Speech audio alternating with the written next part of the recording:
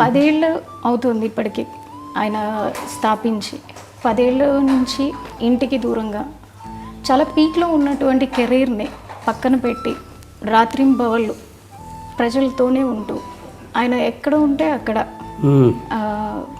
కొన్ని ప్రాంతాల్లో అయితే కనుక ఆయన నేల మీద పడుకున్న రోజులు కూడా ఉన్నాయి.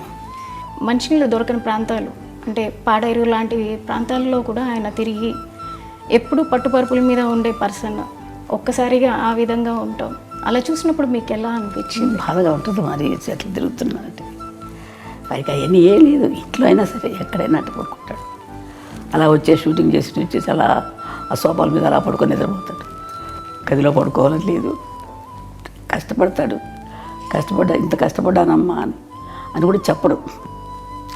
నాకు బాధగా ఉంటుంది వాడు చేస్తుంటే, అట్లా అంత కష్టపడుతున్నాడే బిడ్డ అని చెప్పేసి. చిన్నప్పటి నుంచి కూడా ఏం అడిగేవాడు కాదు అసలు.